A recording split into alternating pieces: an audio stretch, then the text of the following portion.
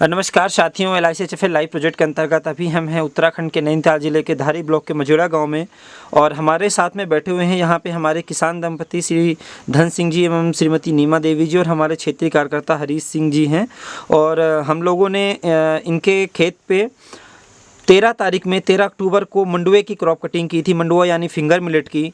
और आज हम लोग जो है, क्योंकि मंडुए के जो हार्वेस्टिंग है यानी जब अनाज निकालने की बात आती है तो उसमें समय लगता है, तो हम लोगों ने बाकी क्रॉप कटिंग उस दिन कर दी थी जो हमारे और अन्य आधार थे, लेकिन उत्पादन जो दानों का कुल उत्पादन है उसके लिए हमने इतने दिन का भी फ़िलहाल इंतज़ार किया है। और आज हमने मड़ाई हमारी कंप्लीट हो गई है और आज हम उसके वेट देखेंगे कि आखिर क्रॉप कटिंग में किस किस तरीके का अंतर आया है। तो जो हमने पिछली बार किया हुआ है तो उसके जो हमने फिंगर मिलेट की क्रॉप कटिंग की थी तो हमने कितने बाई कितने का एरिया लिया था हरीश जी? हमने 1 मीटर लंबा 1 मीटर चौड़ा जी, 1 मीटर लंबा 1 मीटर चौड़ा हमने परंपरागत का भी लिया था और श्री विधि का भी। तो हम लोगों ने निम्न आधारों पे उसमें अंतर निकाले थे, आप इसको देख सकते हैं वीडियो में, जिसमें कि पौधे की औसत ऊंचाई से लेकर के टोटल उस एरिया में 1 बाई 1 में कलियों की संख्या हो गई, बालियों की संख्या हो गई, टोटल कुल वेट हो गया, जो पूरा सैंपल हमने काटा, फिर उसमें से हमने बालियाँ निकाली, हमने बालियों का टोटल निकाला और हमने इस चार्ट में ये सब लिखा हुआ है। और इस चार्ट में हमने यहाँ पे आप देखेंगे इस साइड परंपरागत विधि के बारे में जिक्र है, ये आधार हैं, और इस साइड पे अंतर है कि आखिर श्री विधि में हमने इनसे जो है इनको घटा रखा है कि श्री विधि में, क्योंकि हर चीज़ में हमको ज़्यादा यहाँ पे दिखा है, जो मैंने पिछले वीडियो में दिखाया था आपको, कि जिसमें सैंपल के कुल भार में ही आप देखेंगे तो 6000 ग्राम यानी 6 किलो का लगभग डिफरेंस सैंपल के ही कुल भार में है। और कल्लों की संख्या भी देखेंगे तो परंपरागत में 1 कल्ला है यानी टिलर्स है, तो श्री विधि में 12 टिलर्स हैं, 11 का अंतर है। इसी तरीके से पौधों में कुल बालियां, क्योंकि टिलर्स जितने हैं उतने ही बालियां होंगी और किसी में एक टिलर्स में भी ज़्यादा बालियाँ रहती हैं तो उस हिसाब से भी बालियाँ लिखी हैं। पौधों के औसत ऊँचाई से लेकर हर चीज़ में एक डिफरेंस है। तो हम आज अनाज का भी वज़न देखते हैं। तो जल्दी से कृपया आप श्री विधि और इसका देखिए कि 1 बाई 1 मीटर में श्री विधि का उत्पादन कितना है, और यहाँ पे आप चार्ट से लिखते जाइए, इस चार्ट में जो नीचे जगह है। तो देखेंगे आप ये 1 किलो और 12 ग्राम के आसपास ये श्री विधि का उत्पादन आया है, जो हमने अलग से निकाला था 1 बाई 1 में। और आप परंपरागत लिख लाइए,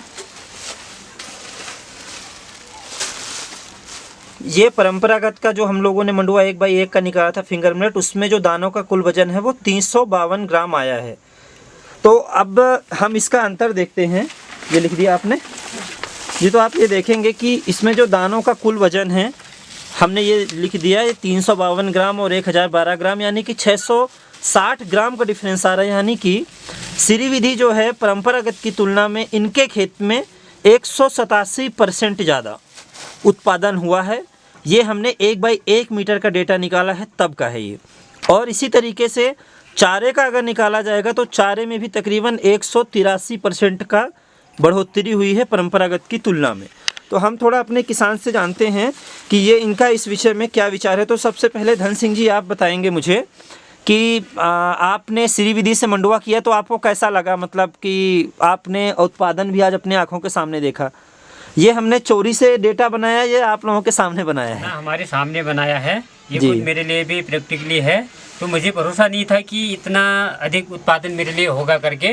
तो शुरू में आप लोगों ने जब हमें बताया था तो कि इसमें आपको फ़ायदा होगा और इनसे इतना दुगना होगा, तो शायद उस समय मैं आपका भरोसा करता, तो शायद मैं इस जो मैंने 1 बाई 1 में किया था शायद तो इसमें 1 नाली या 2 नाली में करता, इसको पूरे उसमें एक खेत में लगा देता, तो इस समय मेरे को लगभग 2 या 3 कुंटल मेरे को अनाज मिलता। और जो है इससे मेरे को काफ़ी खुश हूँ, क्योंकि मुझे भरोसा नहीं हो पा रहा है कि इतना अधिक मेरे लिए ये अनाज निकलेगा करके। इससे जो है अगर शायद हो, अगर मैं 1 कुंटल 2 कुंटल होता तो शायद हो ये मेरा जो बाज़ार से जो हमको ये आटा चल रहा है आजकल 1300-1400 रुपये कट्टे का यहाँ मिल रहा है, तो घर का अनाज, और ये तो पौष्टिक भी है और इस मेरे लिए लाभदायक भी है, तो इससे मेरा जो है पूरा साल निकल जाता। तो फिर भी अच्छा हुआ है और मुझे भरोसा है, मैं बहुत खुश हूँ कि आगे से मैं पूरे खेत में लगाऊंगा, जिससे मेरे को लाभ हो या 1-2 कुंटल मेरे लिए अनाज साल भर के लिए हो जाए। बिल्कुल, क्योंकि जैसे इस बार आपका जो आपका जो मंडुआ लगाने का एरिया था वो तकरीबन आधा नाली था। हाँ। तो इस हिसाब से जो उत्पादन हुआ है इसके हिसाब से आधा नाली में जो ये जिस हिसाब से हमने अभी 1/1 का निकाल के किया है, तो इस हिसाब से लगभग आपका 1 कुंटल का उत्पादन आधा नाली में होगा। और वो मेरे ख्याल से आपका तकरीबन जो आपने टोटल वेट नापा है वो 80-82 किलो के आसपास निकल के आया है आपका आधा किलो में, है ना। हाँ। तो ये तो हो गई अनाज की बात कि आपका कहना है कि खाद्य सुरक्षा बढ़ गई। तो इसी आधे नाली में जिसमें इस साल आपका अभी 82 किलो उत्पादन हुआ है, पिछले साल इसमें कितना मंडुए का उत्पादन हुआ था? पिछली बार इसमें कम हुआ था, लगभग 30 या 40 केजी के आसपास हुआ था। अच्छा, तो ये बताइए कि जैसे ये इस बार दुगुना से ज़्यादा हो गया, तो क्योंकि जो सीरी विधि जो आपका ये खेत है, क्योंकि हमने जैसे आपने देखा है इसमें आपने फिर भी जो लास्ट का कोना था उसमें फिर भी परंपरागत तरीके से लगा दिया था, तब भी इसमें सीरी विधि आधा नाले से भी थोड़ा कम था, जिसमें आपका 80-82 किलो हो गया। तो ये कितने दिन की खाद्य सुरक्षा अनाज आपका और बढ़ गया? यानी अगर आपका 40-45 किलो ज़्यादा हुआ है तो लगभग अगर आप महीने में काउंट करें तो कितने दिन का ज़्यादा अनाज हो गया आपका खाने के लिए? खाने के लिए 1 महीना पूरा हो गया सर, क्योंकि इसमें जो हम मिला के खाते हैं मंडुआ और गेहूं मिक्स करके 1 महीना पूरा चल जाएगा ये। तो 1 महीने में आप मतलब 80 किलो, ये 40-42 किलो जो एक्स्ट्रा बढ़ा है वो इतना मंडुआ आप खा जाओगे? हाँ, खा जाएंगे 40-42 किलो के आसपास। अच्छा, तो मतलब आपका ये 1 महीने की खाद्य सुरक्षा बढ़ गई है? बढ़ गई 1 महीने की जी। तो अब हम ये नीमा दी से जानेंगे। नीमा दीदी को हमारे घास काटने के लिए थोड़ा जाना है, तो इनको लेट भी हो रहा है, लेकिन अभी ये हम लोगों ने क्रॉप कटिंग का भी रिजल्ट निकाल के लिया है। तो जैसा कि आपने देखा कि आपने पहले भी बताया था कि किन किन आधारों पे मंडुआ ज़्यादा हुआ आपका, कि आपने गुड़ाई की, निराई की, कल्ले आपने देखे कि परंपरागत में तो एक ही कल्ला था जितना आपने लगाया, और जब सीरी विधि में आई तो 16-16, 15-15 कल्ले थे, तो ज़्यादा हुआ।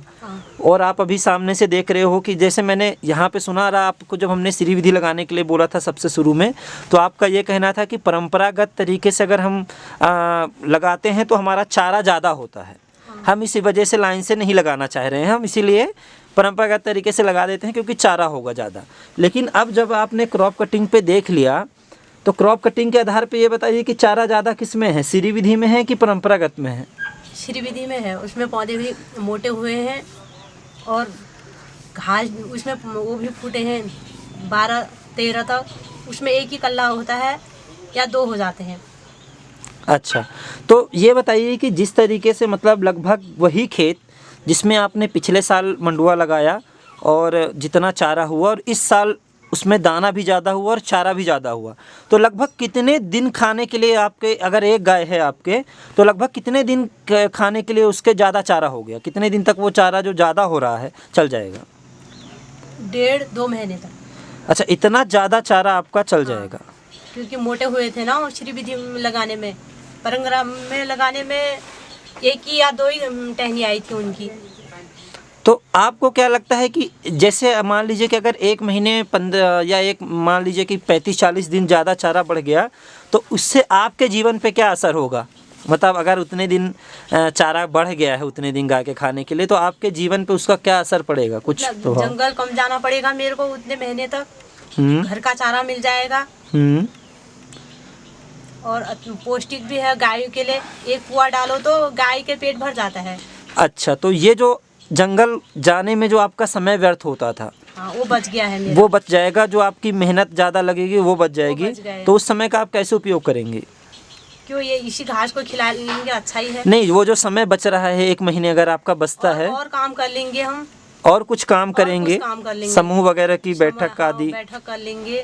जो गेहूं का है इनमें इनकी गुड़ाई कर लेंगे, बो के पानी डाल लेंगे, मटका खाल जो बता रहे हैं वो डाल देंगे, ये समय बचेगा, ये काम हो जाएगा। जी। तो अब भी आप लोगों का धन्यवाद। मैं आप लोगों से बस लास्ट बात ये जानना चाहूँगा कि जिस तरीके से सीरी विधि ने इस बार आपका फ़ायदा हुआ है, तो आप भविष्य में अगर हम इस सीज़न की बात करें रबी की, या मतलब जो इस सीज़न में भी फसल चलेंगी, आलू, मटर और प्याज, ये आपका गेहूं वगैरह, और उसके अगले साल जब फिर से ये मंडुए का सीज़न आएगा, तो इनमें आप किस तरीके का परिवर्तन लाएंगे इस साल के बाद से? ये बढ़ाएंगे सीरी विधि या घटाएंगे या क्या करेंगे?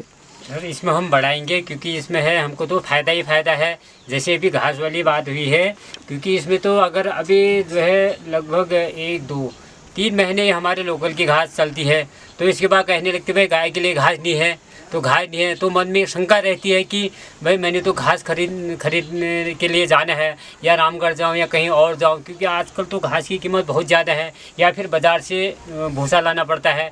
भूसा भी कहीं पर अच्छा प्योर मिलता है, कहीं पर मिलावट होती है, जिससे कि गाय भी बीमार होती है। मैं आपको प्रैक्टिकली बताऊं कि घास इतनी अच्छी हुई थी, तो शायद थोड़ा मैंने बाजार किया, आपको दिखा देता हूँ मैं थोड़ा सा, एक मिनट उठा के। हाँ हाँ, ये हुआ कि इतनी बड़ी घास हुई है, ये देखो लगभग मेरी हाइट के बराबर इतनी बड़ी घास हुई है। क्योंकि ये दुगना, जब पिछले साल ये जो हम लगाते थे उसकी तो इसकी आधी होती थी, ठीक है, एक जो हम बीज में था। उसके बाद जो है इसमें देखो कितनी कलियां निकली हैं, तो 2 ये हो गई, 4 हो गए, ये 12-13 हैं, 12-13 कुछ हैं ये। तो लगभग एक तो दुगना एक पौधे से जो है 13 बालियां निकल के आई, और हाइट में भी इतना बड़ा है। तो इसका हम जब एक पुआ बनाते हैं तो इतना बड़ा हो जाता है ये पुआ, और इसको गाय जो है एक पुआ से उसका पेट भर जाता है। तो लगा लो एक पुआ से अगर पेट भर जाता है तो लगभग एक या 1.5 महीना जो है मेरी घास और ज़्यादा चलेगी। तो जो है मेरा समय भी बचा, और जो पैसों की जो शंका रहती है, भाई पैसे से हमने घास खरीदनी है, थोड़ा वो बच गया। और जितने में जैसे मेरे पैसे कुछ बचे तो घर का और काम कर लूँगा मैं, उससे कुछ बच्चों की पढ़ाई लिखाई, या और घास 1 महीने बाद में जो है फिर हमारे गेहूँ निकल आते हैं, उससे जो हमारी जो है घास की बचत होती है। और दूसरा जो है हमारी जो है घास के लिए तो बहुत ही मेरे को अच्छा लगा। अगले बार से मैं इससे जो है ये पूरे खेत में लगाऊंगा, क्योंकि हमें तो एक तो गाय के लिए घास चाहिए, और दूसरे हमको चाहिए अपने लिए खाना, क्योंकि जिससे मडवे की रोटी स्वास्थ्य के लिए भी अच्छी होती है, और यह चलती भी ज़्यादा है। जी धन्यवाद आपका। और रुकिएगा भी थोड़ा सा 1 मिनट। ये जो अनाज बढ़ा है आपका मंडुआ, जैसे कि मंडुआ बहुत स्वास्थ्यवर्धक है, और जो फिंगर मिलेट है उसके रेट्स अगर मैं आपको बताऊं तो उत्तर गवर्नमेंट के द्वारा इस साल 38 रुपये 50 पैसे प्रति किलो का जो है कृषि विभाग खरीद रहा है। तो मंडुआ का जो उत्पादन बढ़ा है, तो शायद ये लोग उसको थोड़ा बेच के कुछ अपनी आय भी बढ़ा सकते हैं। हाँ। तो मैं आप लोगों का बहुत बहुत आभार प्रकट करता हूं, और आप लोगों को बधाई देता हूं कि आपने मेरे को इस श्री विधि का जो है इसके बारे में बताया, जिसलिए क्योंकि इससे मेरा इतना फ़ायदा हो, एक तो मेरे लिए अनाज हुआ, और दूसरी जो है घास हुई। और मैं अपने भी गांव में और अन्य भी किसानों को या अपने साथियों को या दूसरे गांव वालों को बताऊंगा कि भाई मेरे वहाँ तो इतना इससे जो है प्रॉफिट मिला मेरे को, या लाभ मिला और अच्छा हुआ है, तुम इस विधि को अपनाओ, क्योंकि इससे जो है हम लोगों के लिए बहुत ही लाभदायक है। और मैं भी पीएसआई की तरफ से हम लोग पीएसआई की तरफ से नीलम जी, हरीश जी और मैं आप लोगों का धन्यवाद देते हैं कि आप जैसे मेहनती किसान अगर पहाड़ में रहें, जो अपनी व्यस्तताओं के बावजूद, इतने काम के बावजूद भी श्री विधि और ऐसी विधियों को अपनाने में, जैविक खेती को अपनाने में सहयोग करें और किसानों के बीच प्रसार करें, तो जल्दी ही हमें जैविक भारत बनने से, दोबारा से जैविक भारत बनने से, और हमारी खाद्य सुरक्षा, हमारे पशुओं के लिए चारे की व्यवस्था आदि करने में हमें बहुत समय नहीं लगेगा। और एक बार वीडियो के अंत में आप ज़रा इसको थोड़ा सा पास में ला दीजिए कि ये हमारा श्री विधि का था, और इसमें अभी हम हस्ताक्षर करेंगे लास्ट में सभी किसान हमारे, और ये था। Thank you very much.